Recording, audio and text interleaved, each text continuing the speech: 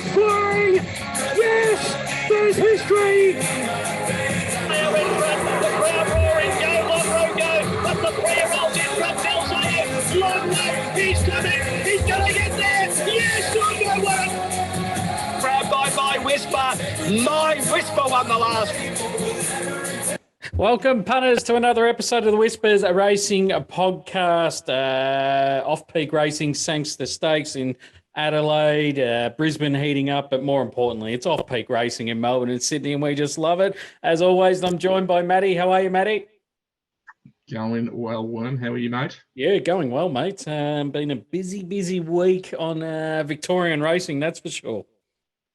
Has been indeed. And one of the intros is running this weekend. Oh, Chautauqua. Yes, Chautauqua. No, my Whisper. Yeah, it might be breeding barn very shortly if it doesn't improve. So we might have to change the promo next week and rebrand. That's it. Might have to. How'd you go at the bull, mate? Any bets at all? No, absolutely steered clear. I'm saying it was, what did you say? It was a heavy 20 by day two?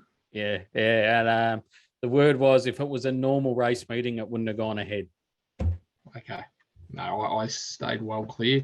I definitely don't see myself having an edge at the bull. I know some people definitely enjoy a punt there, and it was good to see. How did you go, mate? Yeah, struggled. First day I thought I was going to seem quite well, and just ran into a lot of placings, and the jumps I thought I saw them quite well, which was good, but there was no real edge in prices. But look, the ones I took on day one and day two all got beat, so that was good. I think that was my only highlight.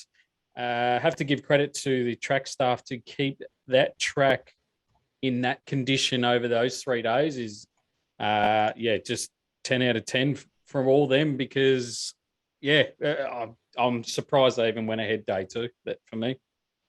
No, 100%. I actually watched the last race today, and I was amazed at how well the track looked in the last race after the carnival. So, no, amazing effort by them. Yeah, there'll be a lot of sore heads coming home tomorrow, but hopefully next year I am one of them because, I definitely got FOMO at Tuesday at about 11:30. My mouth was salivating for a beer. But, it's always a good carnival, and I highly recommend people go down and experience 3 days of solid drinking and solid gambling and just talking about all 30 bets that you've had over the 3 days. It's, it's a really good thing to do, and can't talk it up any more, but we will move on. No talking points this week, guys. Pretty quiet week because of the Warrnambool Carnival. And, we just no need to get into it. We'll just try and tip some winners. We'll be previewing Sandown Race 5 and Gosford Race 8. Bets around the grounds. A multi that I may have let the team down this last week. So it was my turn to let us down. 3 out of 4 again. And Pineapple, Matty, 4 in a row, was it? Yep, 4 in a row. I'm not counting. Oh, I'm not counting either, but no, it was a good win. Yes, it closed at about $1.75, but hey, we recommended it Thursday night. $1.90. $1.90. Wow. Best of the totes. But we recommended it on Thursday, $2.20. I know deductions gets us under $2 just, but that's why we put the bets on early, especially ones we really, really like. No, I think we previewed the race well, and Katsu did what was needed. Yeah, I think there's a bit more improvement to come, which is good to see. The owner, I was there at the races, sitting near the ownership, and geez, they were excited. So I think they found a horse there, so they should be excited. I think there's more to come with it. So that's, I think, more, which is good. But one to follow, definitely. I wonder if it'll go up to Brisbane.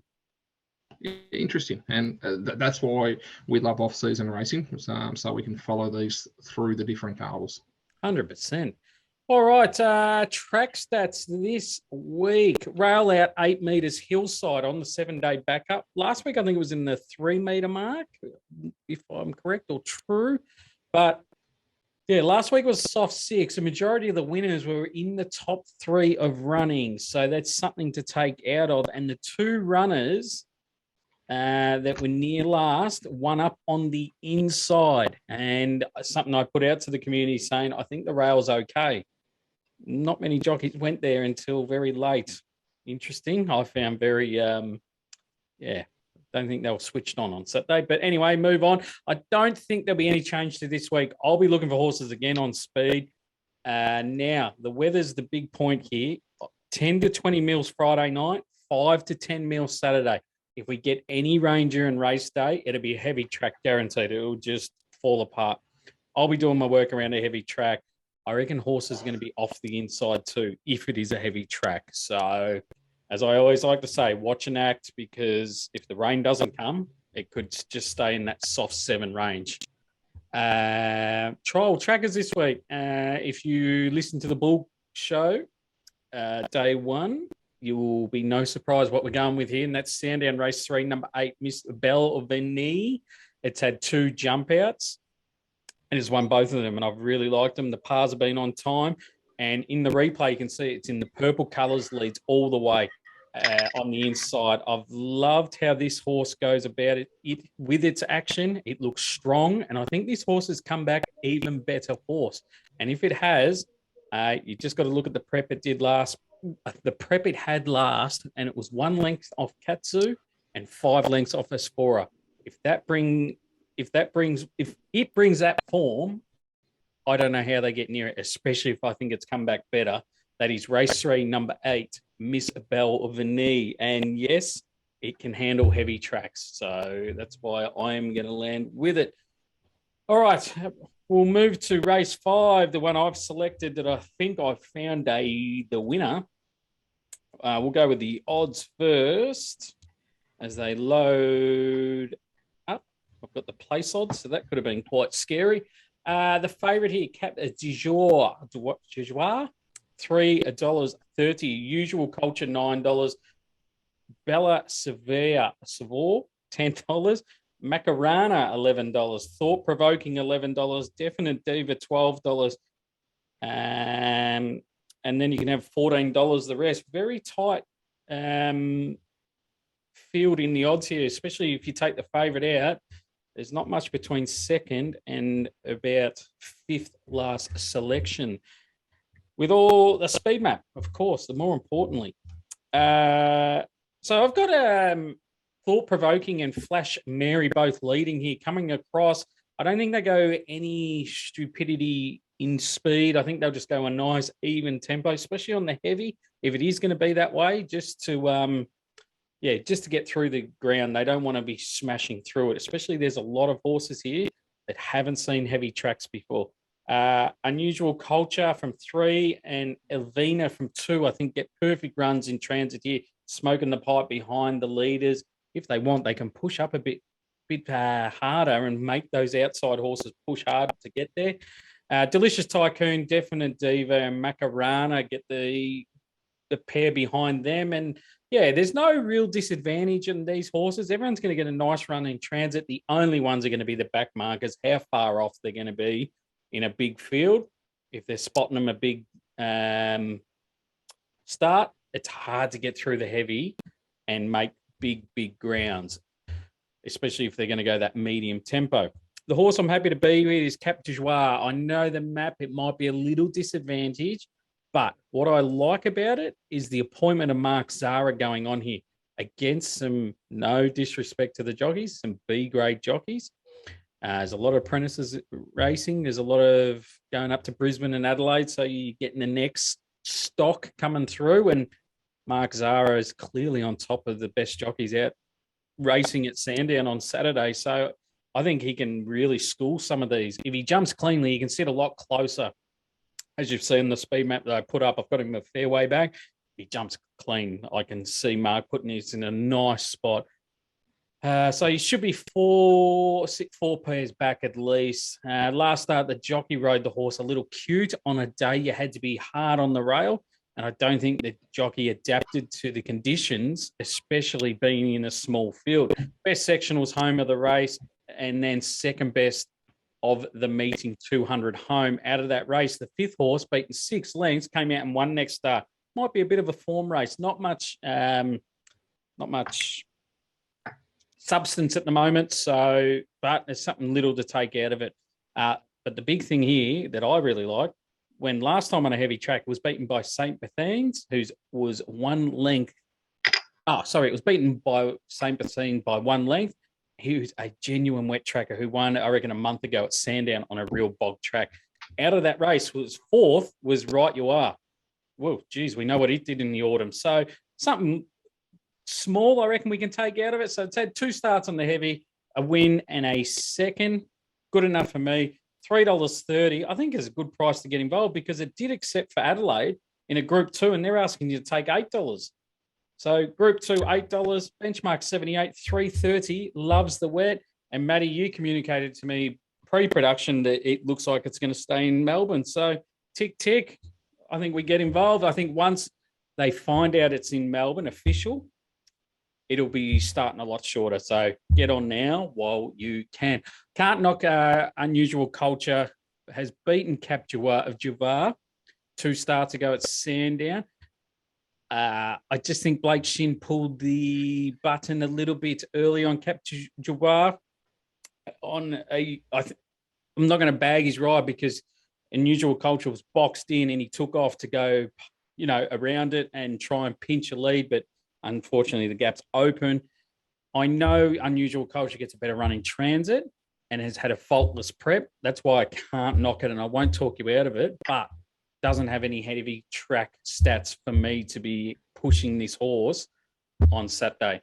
Might swim, but I've got to see it before I dive in. The only horse that has heavy track form that is worth mentioning is from New Zealand, and that's Flash Mary. 8 starts on the heavy for 3 wins and a third. And that was in basically a benchmark 75 grade in New Zealand. So if you're looking one for multiples, there's your one. I think it's around $40. And yeah, that's number 8, Flash Mary. But yeah, keen to get on the board here with Cap Javar. Matty, thoughts? Very nice. I think you stole what I was going to be going with, just around the jockeys. And we talk about it this time every year when the Victorian jockeys go across to the South Australian Carnival, then they'll head up north to the Queensland Carnival. Any winners do you reckon Mark Zara and John McNeil are going to ride on the weekend? Yeah, if they don't ride more than 5, they've had a bad meeting. I would think so as well. Look, there are some really, really good apprentices coming through, so not knocking them. And it's this time of year that they do get their opportunity to race on a Saturday. So realistically, great opportunity for them, but also I think it's a good opportunity for punters as well. Stick with these A-grade jockeys, and on the weekend, I'll definitely be leaning towards Jai and Mark. Yeah, 100%. Yeah, as you said, you've got some good apprentices coming through. Laura Lafferty, Madison Lloyd, Carlene Heffel, Celine Gaudray, absolutely airborne and riding perfect.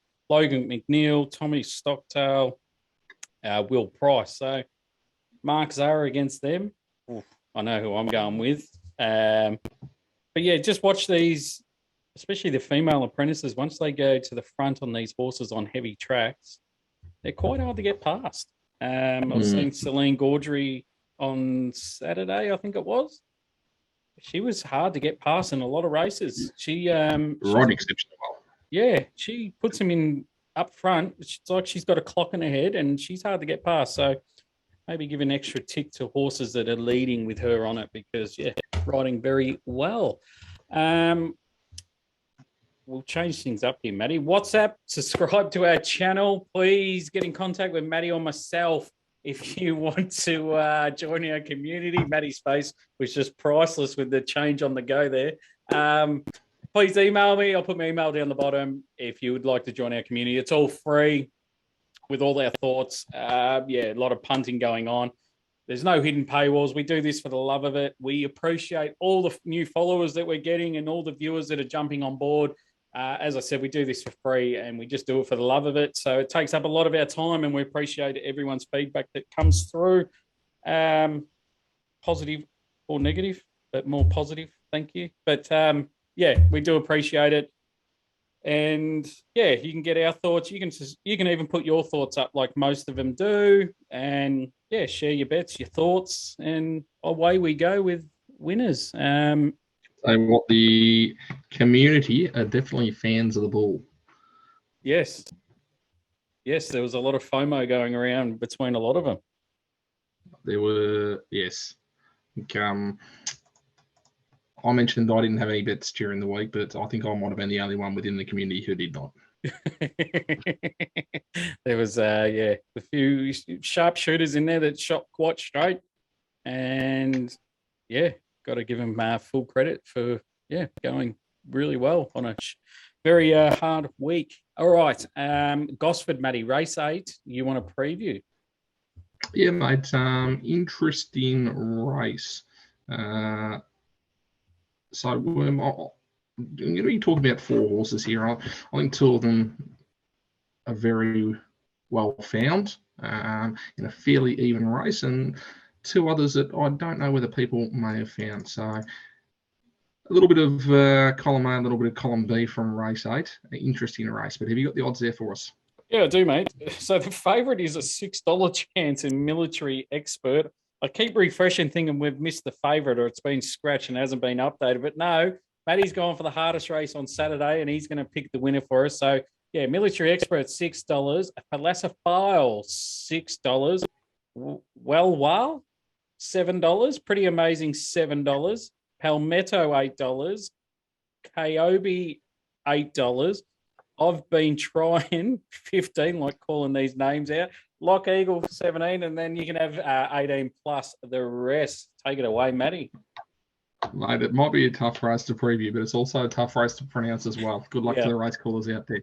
Anyway, mate, the 2 that I think people will find, Wall from the Waller stable. Look, class horse at the top of the weights here, going to be carrying 59 with Jason Collette on. And he is a class runner. From gate 3, it's going to get a really good run. So if you like it, I couldn't talk you out of it. And at around about that 750 mark, I don't necessarily think that that's too bad a price to be paying. So, look, I definitely see that having a chance. Similar for Military Expert as well. From barrier number 1, last start, it jumped from a wide gate, went back, no cover, or was wide with no cover. From barrier number 1 can be huge advantage here for Rachel King on board, and I think you'll find it a lot closer. And that will definitely suit this horse. So I think those 2 will probably shorten within the market. I expect those 2 to be among the favourites come the jump. But the 2 that I'm going to be having something on, one at around $17, $18. Lock Eagle from the Chris Lee stable with Andrew Gibbons on board. Now, this horse doesn't mind going back, and that's why I don't think it's such a negative that it's jumping from the car park. Barrier 13, it will go back. That is its natural game. Look, it will need to, Andrew Gibbons is going to need to start working on this horse well before the corner if it has a chance. So I hope he's thought about that, and I hope he doesn't expect to start working on it when it straightens up, because it just won't have the time. But first at 1,600 metres, this prep will definitely suit. And as I said, close to that $20 mark, I can see this horse, if it gets a run, being a winning chance. So Lock Eagle has been fairly consistent. Because it does get so far back in a lot of races, you find it finishing midfield. So that's what I mean. Andrew Gibbons just needs to get going on it a little bit earlier, unless he can find some type of inside run, which I wouldn't be expecting. But Lock Eagle, definitely going to be having something on it at big odds. But the one I've landed on, right down the bottom, with Jay Ford on board. Yeah, mate, Jay Ford, the best stats at Gosford over the last 12 months with 10 wins. The highest ROI of any jockey at Gosford over the last 12 months. Rides exceptionally well there. Now, Kyobe, good win first up, and second up over the 1,400 metres. Look, it was pretty solid. I'm expecting this to be a real benefit pushing out to the 1600 metres. Third up, it'll be much fitter. And the big thing, J barrier number 4, it will be able to get the run of the race. I expect Military Expert to be going forward from barrier number 1. Potentially horses like Zoe's Promise may come across and cross Kobe, but I expect Kobe to be sitting in that second tier or second run of horses in the race, and from there, I tell you what, Jay's going to be able to do whatever he wants from barrier number 4 and hit the go button when he needs to. This horse will be in the finish, and at $7.50, $8, I want a piece of it. Worm, how did you find this one? Yep, near impossible. But a question for you. Just when I look at the ratings per horse and the weights, we're 21 rating points off the toppy, yep, and we're only getting 7 kilos allowance. Are you worried that we're bad off at the weights? Look, it is definitely a concern. Over the 1600, though, I don't necessarily know how much of a negative it is going to be. The way I'm looking at this is, again, horses that can run benchmark or can run faster than benchmark. And there's only 2 in this race that can do it on a consistent basis, and they're the 2 that I mentioned right at the top, Lock Eagle and Kobe. Waywell runs around benchmark very consistently, but not better than. So at 59 kilos, yep, look, it's probably around where it should be. Is it an advantage against this field with a rating of 97 versus a rating of 76? Yeah, I'd give that advantage to Wall there. Yep. It's just something that I like to use. It's definitely not in well at the weights, but when I was scrolling through, and I'm glad you didn't mention it, if we go back to May 12 months ago, this horse was 0.5 off economics in a maiden. Yep. So it brings that sort of form. We can throw the ratings out of the handicap ratings in the bin, and at $8.50, I'm not going to definitely talk you out of that or anyone. I'll definitely follow you in. There's one runner here that has caught my eye at massive odds here. Zoe's Promise, $27. I was keen on this horse first up off some really good jump outs, ran really well. But second up, probably got the second up blues, which I don't mind seeing that, but it didn't lead. And I think this horse goes better when it leads. And from 9, obviously it's out wide, but it can come across, lead on its own, find the rail, as long as Military Expert doesn't want to kick up and lead. And I think at $27, I think we can have something small each way from my point of view, but I'll be definitely having something on Kobe with you, Matty, because it looks a nice play at $8.50 off the map. It'll be an interesting race. I think this horse has got a fair bit of class, so I'm quite keen to see how it does run, but we will see. Yeah, 100%. All right, around the grounds, Matty, where are you taking us? Mate, we'll start at Sandown. We'll go race number 3, which I think is where you had your trial tracker. We'll go the same race, but we are only going for the place, so you can take the win. A Butch-born horse, OJ Son, place roughly $455. Now, in a field that isn't very deep, this horse is 3 from 3, first up from a placing point of view. So in a pretty shallow field, I'm quite happy to be backing this for a place at around that $450 to $5 mark. So Jason, $5 a place in race 3. Then we're going to move up to Sydney. Now, I mentioned this one last week. It did get scratched in Vow Master. I think there's 2 chances in this. They're both paying around about that $5. I think one's about $4.50, one's $5.50. Vow Master and Kin in race number 6. I'm quite confident you're going to have a 2-bet strategy and you'll be finding the winner out of either one of these. Interesting, Worm, you pointed out to me, Vow Master at 1,000 metres. You asked if it was too short. How does it go over 1,000? Yeah, one win and a second, which shocked me. I didn't think it had ever raced over 1,000. No, Waller always has his horse ready to go, which is why I was keen on it last week, and while I'm keen on it this week as well. So yeah, race 6, Vowmaster and Kin, around that $5 mark. I think you can play both of them and be finding a winner. We'll be moving up to the sunny coast in race number 6. One of my horses, Worm, Spacewalk. Now, Spacewalk is up against Yellow Brick. I can't talk anyone out of Yellow Brick. Now, again, this is potentially a two-bet play. You've got Spacewalk around about $7, and I think you've got Yellow Brick around about $3.50. Look, there's a couple of other chances within the race, but I'm expecting these two to be a class above them. So Spacewalk, I like how it hasn't had a start for 7 weeks. It's had one trial in there. It will be ready to go. The Cummings stable will have this absolutely roaring to go, and it's the right distance for it as well. Worm, Yellow Brick, what's its ideal distance?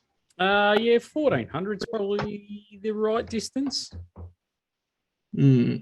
Interesting.